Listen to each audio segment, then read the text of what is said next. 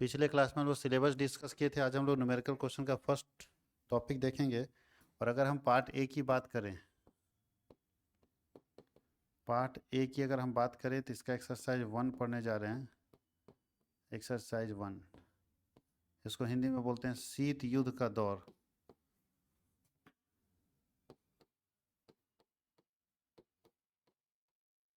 या इसी को हम लोग बोलते हैं एरा ऑफ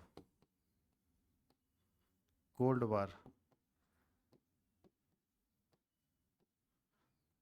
अच्छा, कोल्ड वार के समय क्या हो रहा था? शीत युद्ध कब शुरू हुआ, शीत युद्ध कब स्टार्ट हुआ, ये हम लोगों को देखना है। तो सेकेंड वर्ल्ड वार, दूसरा विश्व युद्ध कब खत्म हुआ था? सेकेंड वर्ल्ड वार जब खत्म हुआ, स्टार्ट खत्म हुआ, ये एंड किया, कब खत्म हुआ और कैसे खत्म हुआ सेकेंड वर्ल्ड वार?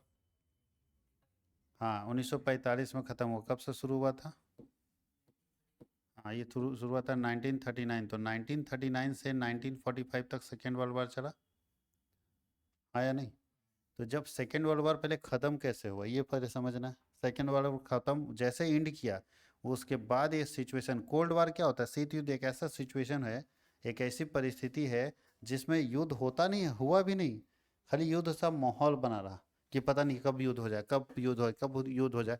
तो ऐसा माहौल क्रिएट कर देना जहाँ पे युद्ध हो नहीं रहा है, लेकिन और हुआ भी नहीं। 1945 के बाद कोई वर्ल्ड वार मतलब युद्ध हुआ ही नहीं, लेकिन एक ऐसा सिचुएशन क्रिएट होता रहा, लगा कि अब हो जाएगा हो जाएगा हो जाएगा, फिर बैक हो जाता था। इसीलिए इस एरा को हम लोग बोलते हैं कोल्ड वार। ये कब से कब तक चला? ये 1945 से स्टार्ट होता है ये, और ये 1991 तक चला है। 1945 से स्टार्ट हुआ ये एरा, और 1991 तक ये कोल्ड वार का सिचुएशन चला है। कैसे स्टार्ट हुआ वो समझेगा, और क्यों स्टार्ट हुआ था। ये वर्ल्ड वार समझ में आ गया। सेकेंड वर्ल्ड वार कब से? 1939 से 1945 तक।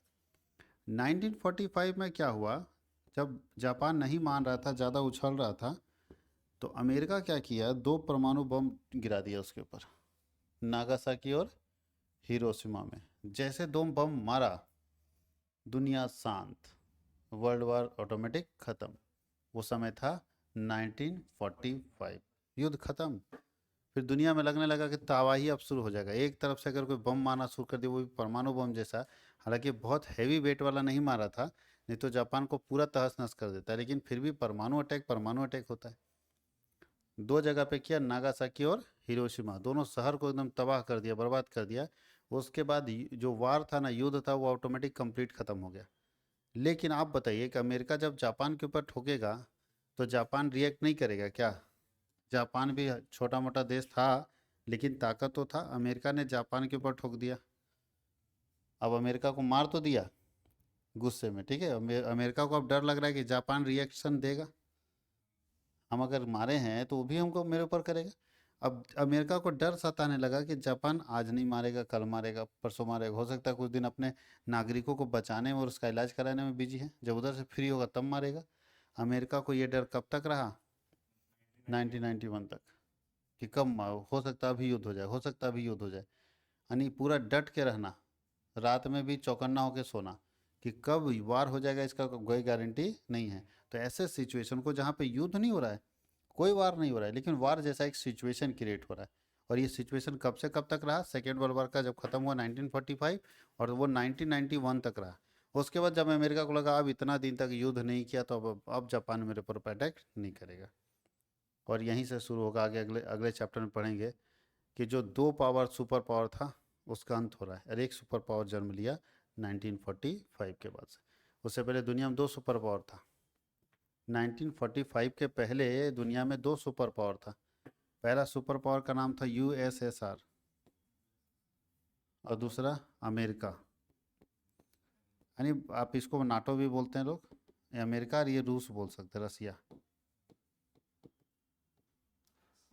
कोई दिक्कत है? एक सुपर पावर रूस था, मतलब जिसका लीडर था रसिया, इस यूएसएसआर का, और दूसरा का लीडर था अमेरिका। 2 सुपर पावर था। लेकिन जैसे ही 1945 का सिचुएशन आया, कोल्ड वार एरा चला, धीरे धीरे अमेरिका अपने आप को स्ट्रॉन्ग बनाने लगा और मजबूत सुपर पावर बन के ऊपर उठा।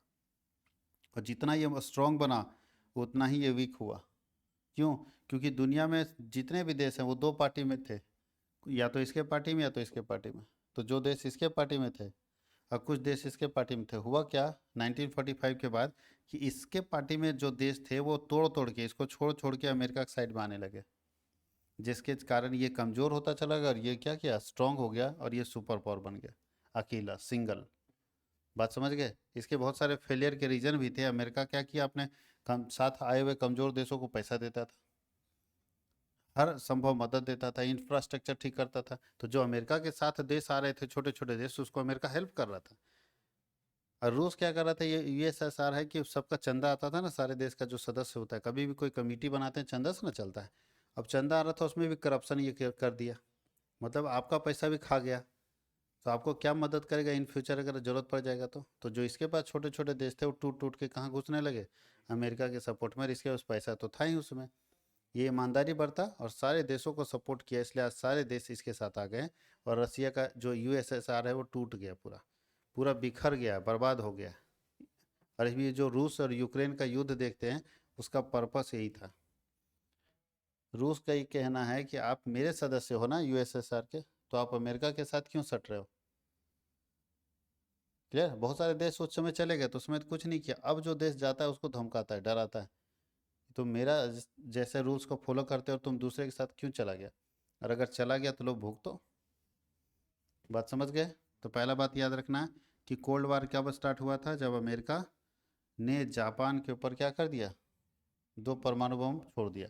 तो 2 परमाणु बम अगर दाग दाग दिया, तो उस समय से अमेरिका को इस बात का डर था कि दुनिया हमको छोड़ेगी नहीं, क्योंकि हम जो इतना बड़ा फैसला है, छोटा फैसला नहीं, कोई गोली नहीं चला दिया कि एक आदमी मर गया, परमाणु बम है। तो दुनिया, डर तो था कि दुनिया हो सकता है अटैक कर दे, हो सकता है जापान खुद ना करे तो जापान का जो फ्रेंड कंट्री है, जो दोस्त है कंट्री है, वो अटैक कर देगा। कोई तो अटैक करेगा, कोई तो रिएक्शन देगा। लेकिन ऐसा सिचुएशन बना रह गया 1945 से लेकर 1991 तक, लेकिन युद्ध नहीं हो पाया, किसी तरह का कोई वार नहीं हुआ।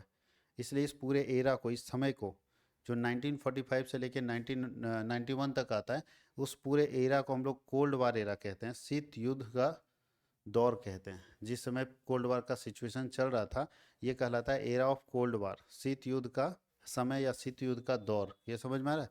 और ये दौर कब से कब तक चला है, 1945 से लेकर 1991 तक ये कोल्ड वार का एरा चला है। कहीं कोई दिक्कत है। कोल्ड वार क्यों शुरू हुआ था, समझ में आ गया।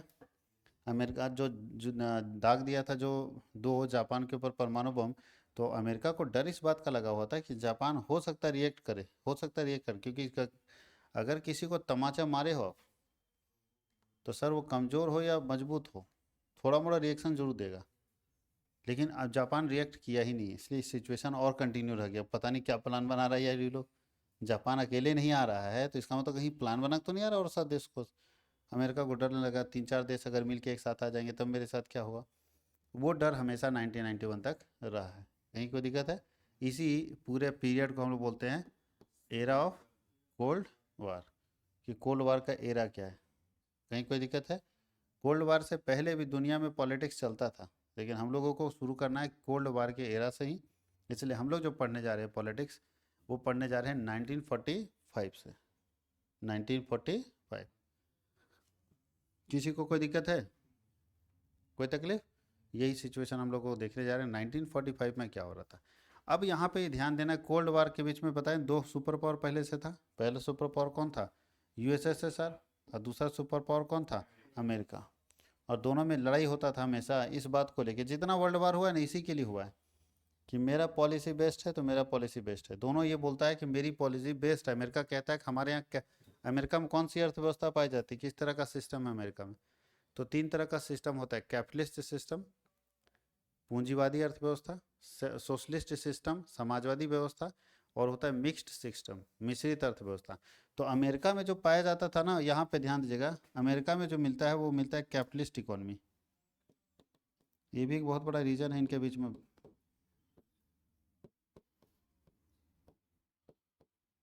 पूंजीवादी व्यवस्था है अमेरिका में।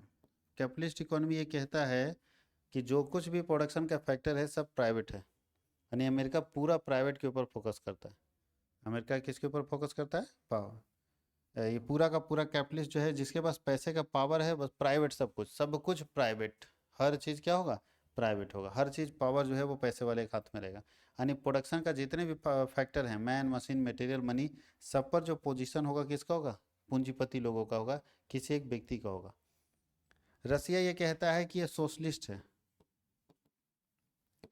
Socialist economy. और रसिया बोलता है सोशलिस्ट इकोनॉमी बहुत अच्छा है, समाजवादी अर्थव्यवस्था, सब सरकार का। ये इकोनॉमी लिखने की जरूरत नहीं, मैं तो लिख दीजिए।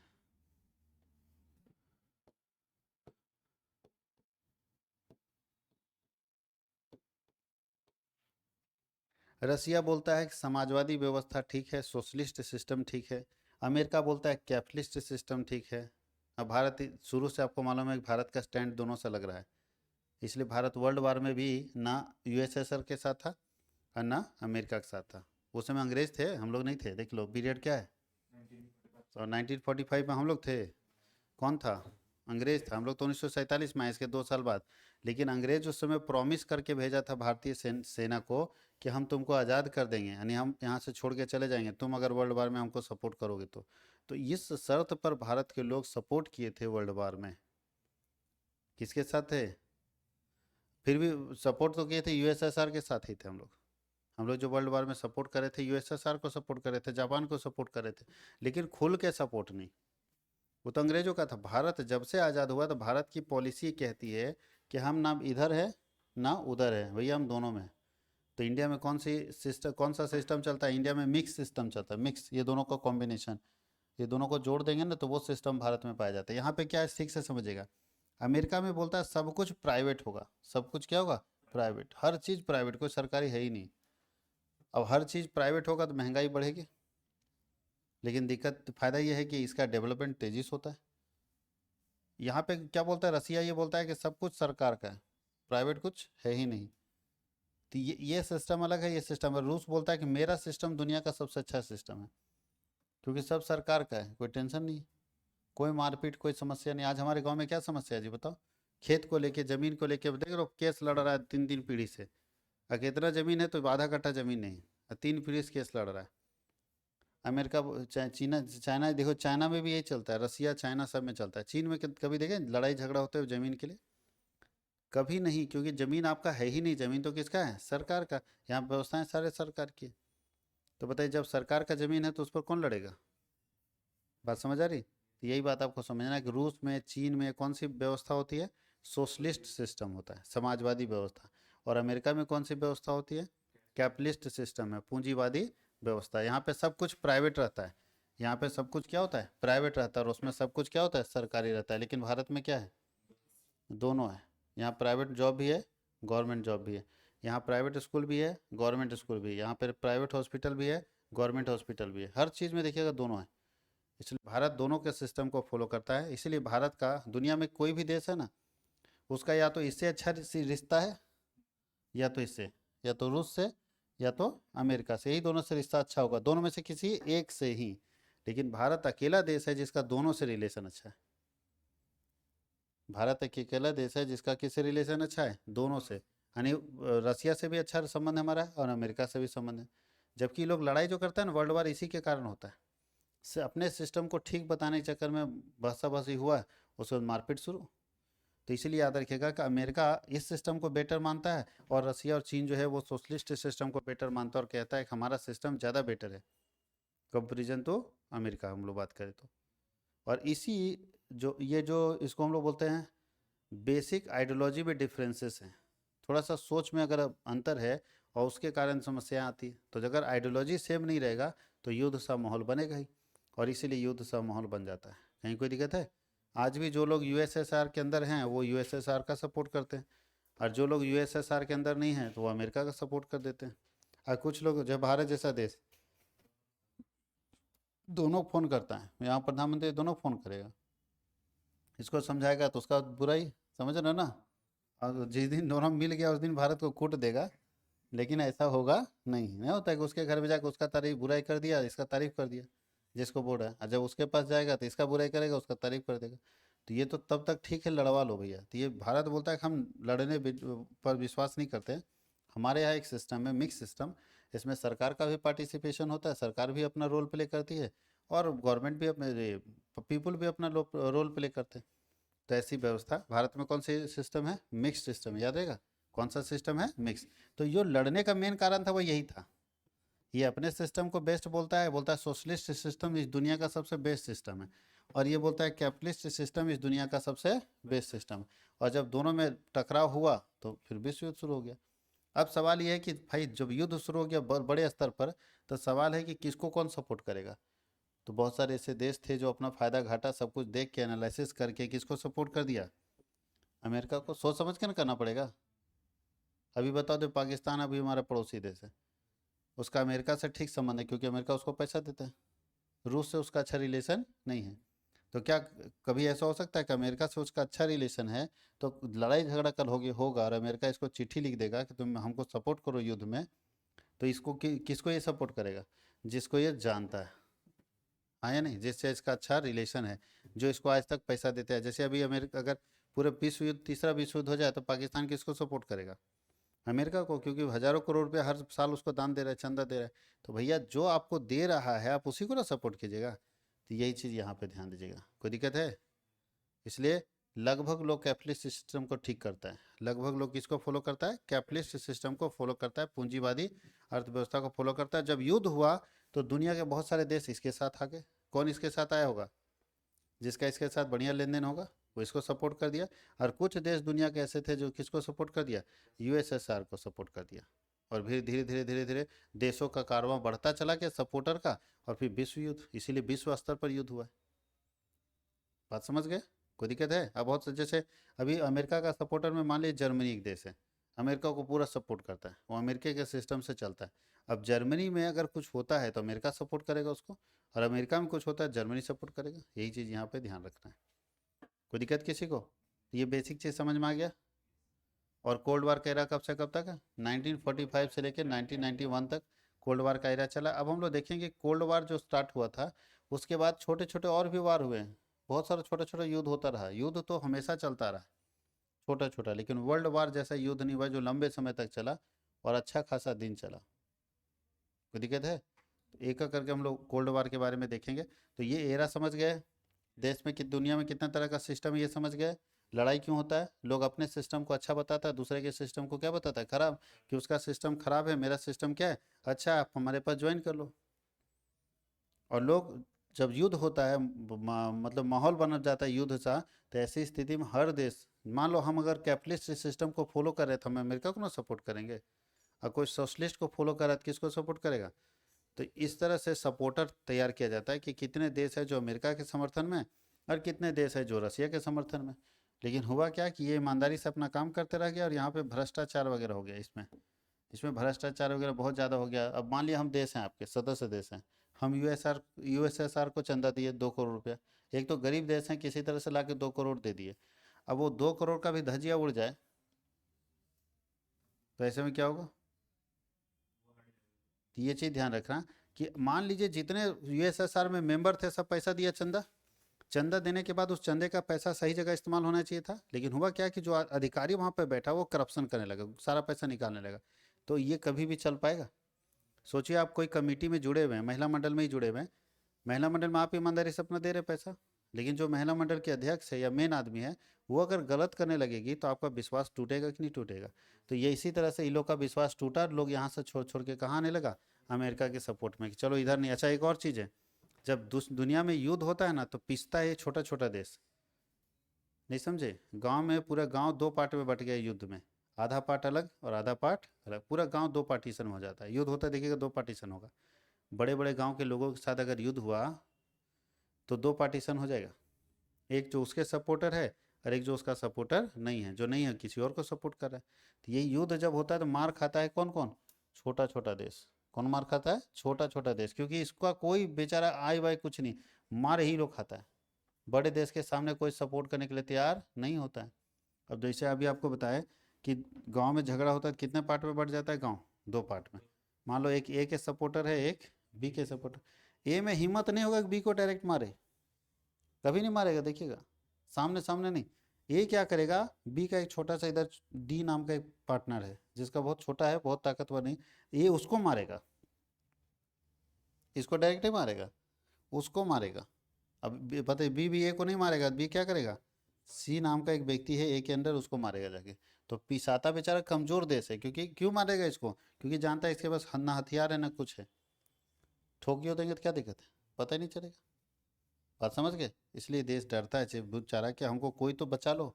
तो कोई बचा लो के चक्कर में वो किसी न किसी एक देश को फॉलो करने लगता है कि अगर हम यूएसएसआर का रूल्स फॉलो करेंगे तो रूस हमको बचाएगा, और अगर हम अमेरिका का रूल्स फॉलो करेंगे तो अमेरिका हमको बचाएगा। तो देखना है कि किस, हम लोग भारत वाले बीच वाले मिक्स्ड इकोनॉमी, हम लोग किसी का रूल्स फॉलो नहीं करते, हम लोग अलग रहते हैं। हम दोनों चीज़ को फोकस करते हैं अपने देश में, हमारे यहाँ शुरू से ही अलग वाला सिस्टम रहा है। आप लोग पढ़ेंगे आगे कि सेपरेशन शुरू से ही रहा है, हर चीज़ में अलग। पूछा जाता है कि किस में हो, तो बोलता है ना उधर ना इधर, क्योंकि जिधर रहेंगे उधर मार काट करोगे, हम लोग मार काट चाहते ही नहीं है, इसलिए हमारा सिस्टम अलग हो जाएगा। हमारा सिस्टम हमेशा क्या रहेगा, अलग रहेगा। कहीं कोई दिक्कत है, यही बेसिक चीज़ आपको पढ़ना है। इसके आगे के क्लासेस में हम लोग इसका क्वेश्चन आंसर सेशन करेंगे, जहाँ पे क्वेश्चन आंसर बताएंगे। यहाँ तक समझ गए पूरा कि कोल्ड वार का एरा क्या है, शीत युद्ध का दौर क्या है, और कैसे ये आगे बढ़ा। तो अगले बार हम लोग इसका क्वेश्चन आंसर सेशन देखेंगे, तो मज़ा आएगा क्वेश्चन आंसर सेशन में भी।